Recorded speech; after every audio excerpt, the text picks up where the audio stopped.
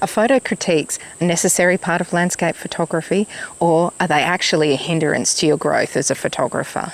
I reckon in a lot of instances, photo critiques can actually do more harm than good. Come with me and we'll have a chat about why I think that is.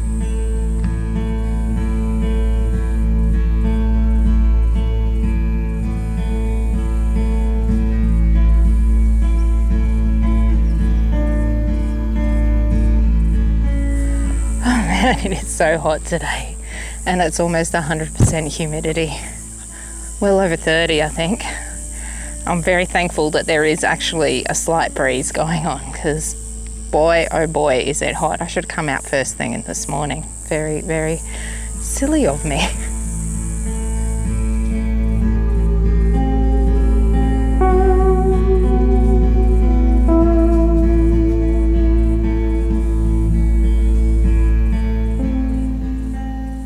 So a few weeks ago, I saw a post on Instagram by Mark Littlejohn where he was what he described as having a rant about unsolicited photo critiques.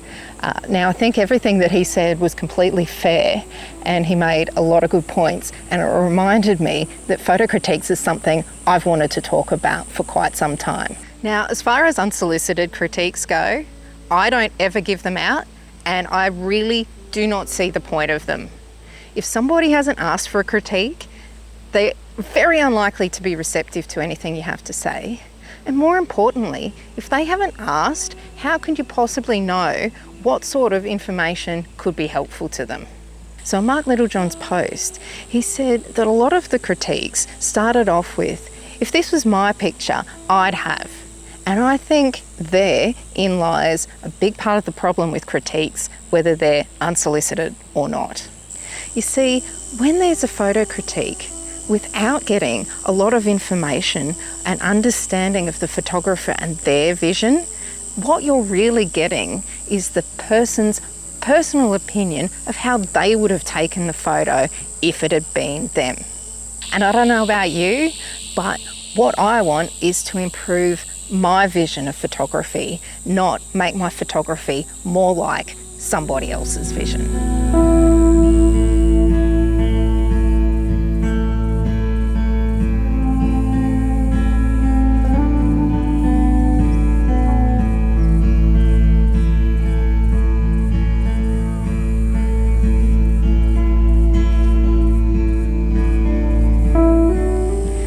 Now, when I first started learning landscape photography, I, like pretty much everybody I think, didn't have a style or a vision. I didn't know what sort of images I wanted to take. I didn't know how I wanted them to look. It takes time and experimentation to learn to see what sort of artistic statements you want to make with your photographs.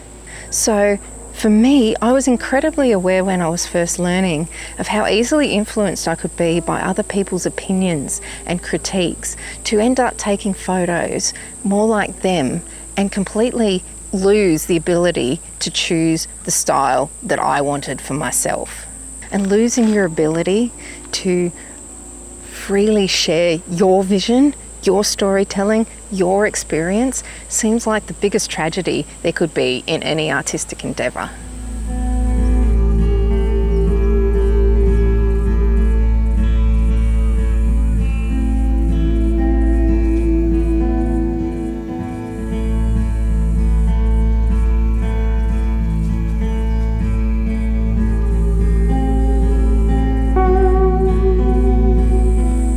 Now, this isn't to say that there are no useful photo critiques.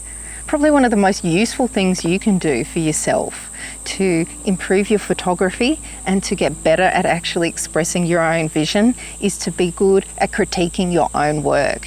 To ask yourself whether the images you're taking are really expressing what it is you want to express. Have they got the feeling and the emotion that you were experiencing at the time? Are they conveying the story that you want to tell? Now, you might end up with some questions that you don't have answers to, that you're looking for getting a particular mood or replicating a particular technique, and you just can't seem to get it right. You have a vision in your head of what you want to create, but it just isn't happening.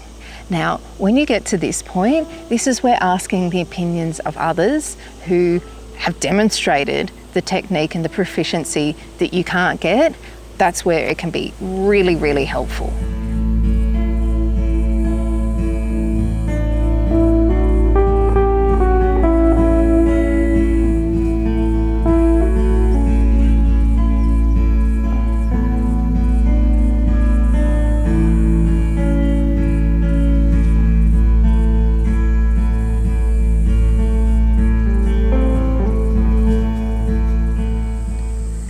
One of the other problems with photo critiques is if you know yourself to be a sensitive person, then getting your images critiqued can end up deflating you instead of inspiring you.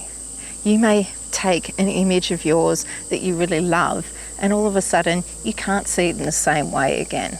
And as far as I can see, anything that takes away from your love of landscape photography, that takes away from your experience of it, that makes it less enjoyable to you, I can't see how that's a positive thing. Now, at the end of the day, you need to know what it is that's most important to you about your landscape photography. Is it that your results come first, or is it your experience? Is it being out in nature and having a great time? For me, that's what it's all about. I love it when I can take a great image, but the main reason is it helps me to remember those fantastic experiences.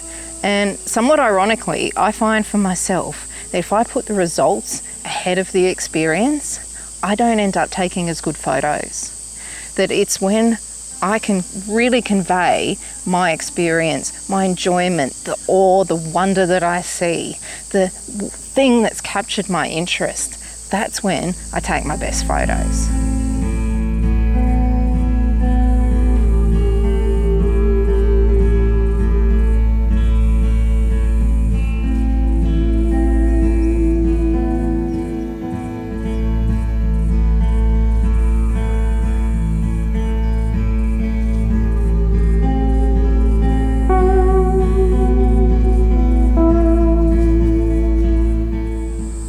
So should you ask for photo critiques? Well, at the end of the day, it really comes down to yourself and what it is that you want to achieve. Now, for myself personally, I very rarely ask for critiques of my work because I don't want other people's opinions to cloud my own vision. And I know how easily influenced I can be by other people. But if there's something very specific about your photography that you think you could improve, then it could be really useful to ask somebody who you believe can give you a good answer to that. I guess the thing to always remember is that at the end of the day, whether you take on somebody's suggestions or not is really up to you. Because it doesn't matter how good a photographer the person giving you the critique is, it's your photography, it's your vision, and you need to do what it is that really speaks to you.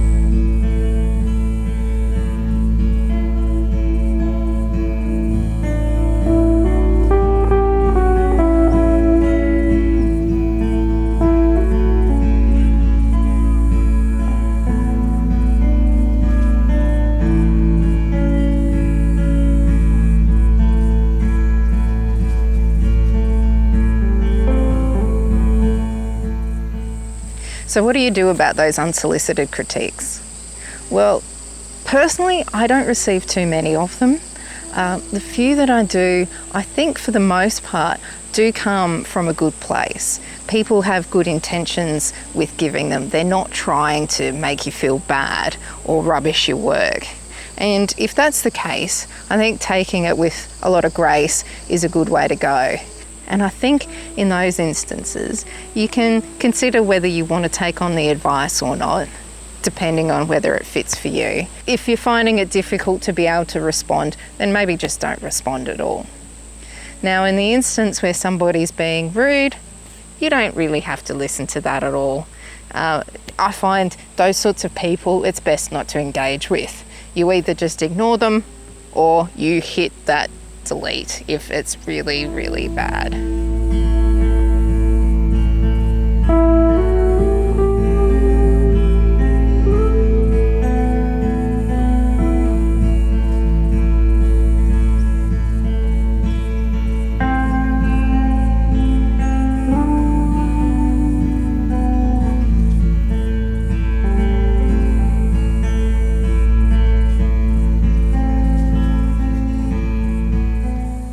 how do you feel about photo critiques? Do you love them? Do you hate them?